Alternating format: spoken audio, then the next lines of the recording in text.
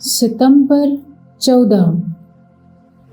हमारे प्रतिदिन की रोटी मिनिस्ट्रीज की ओर से आप सभी को नमस्कार। आज के हमारे संदेश का मुख्य शीर्षक है छोड़ दो, कैरन हुआंग की ओर से, और आज के पवित्र शास्त्र का भाग है भजन संहिता 46। परमेश्वर हमारा शरण स्थान और बल है, संकट में अति सहज से मिलने वाला सहायक। इस कारण हमको कोई भय नहीं, चाहे पृथ्वी उलट जाए और पहाड़ समुद्र के बीच में डाल दिए जाएं, चाहे समुद्र गरजे और फेन उठाए और पहाड़ उसकी बाढ़ से कांप उठें। एक नदी है जिसकी नहरों से परमेश्वर के नगर में अर्थात परम प्रधान के पवित्र निवास स्थान में आनंद होता है। परमेश्वर उस नगर के बीच में है, वो कभी टलने का नहीं। पौ फटते ही परमेश्वर उसकी सहायता करता है। जाति जाति के लोग झल्ला उठे, राज्य राज्य के लोग डगमगाने लगे। वो बोल उठा और पृथ्वी पिघल गई। सेनाओं का यहोवा हमारे संग है, याकूब का परमेश्वर हमारा ऊंचा गढ़ है। आओ यहोवा के महाकर्म देखो कि उसने पृथ्वी पर कैसा कैसा उजाड़ किया है। वो पृथ्वी की छोर तक की लड़ाइयों को मिटाता है। वो धनुष को तोड़ता और भाले को 2 टुकड़े कर डालता है और रथों को आग में झोंक देता है। चुप हो जाओ और जान लो कि मैं ही परमेश्वर हूँ। मैं जातियों में महान हूँ, मैं पृथ्वी भर में भी महान हूँ। सेनाओं का यहोवा हमारे संग है, याकूब का परमेश्वर हमारा ऊंचा गढ़ है। आज का मुख्य वचन है भजन संहिता 46:10। चुप हो जाओ और जान लो कि मैं ही परमेश्वर हूँ। मैं जातियों में महान हूँ और मैं पृथ्वी भर में भी महान हूँ।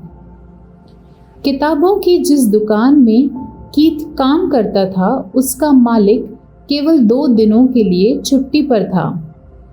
लेकिन कीथ, जो उसका सहायक था, पहले ही से घबरा रहा था।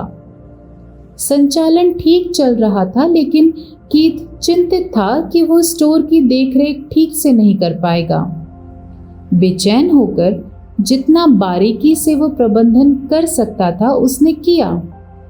उसके बॉस ने आखिरकार उसे एक वीडियो कॉल पर कहा, ऐसा करना बंद करो।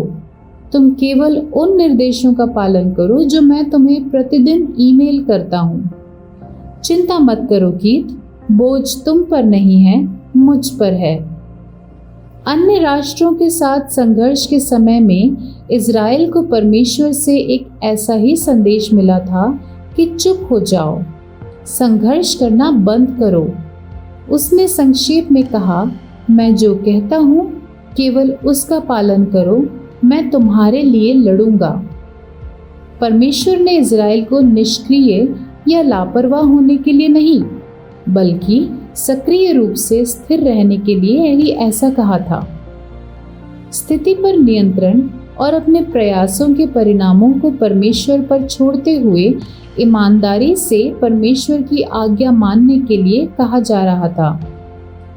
हमें भी ऐसा करने के लिए ही बुलाया गया है, और हम ये कर सकते हैं क्योंकि जिस परमेश्वर पर हम भरोसा रखते हैं वो संसार के ऊपर प्रभुता करता है। यदि वो बोलता है तो पृथ्वी पिघल जाती है और वो पृथ्वी की छोर तक लड़ाइयों को मिटा सकता है। तो निश्चित रूप से हम उसकी शरण की सुरक्षा और उसके बल पर भरोसा कर सकते हैं। हमारे जीवन पर नियंत्रण का बोझ हम पर नहीं है, लेकिन परमेश्वर पर है। आप उन परिस्थितियों को कैसे छोड़ सकते हैं जो आपके नियंत्रण से बाहर हैं, और उन्हें परमेश्वर को कैसे सौंप सकते हैं? उसके चरित्र के कौन से पहलू आपको अपना सब कुछ उसे समर्पित करने में मदद करते हैं? सर्वशक्तिमान परमेश्वर, आप जानते हैं कि मुझे क्या परेशान कर रहा है।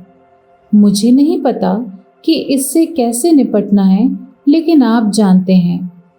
आपकी अगुवाई में समर्पण करने में मेरी मदद करें। आमीन।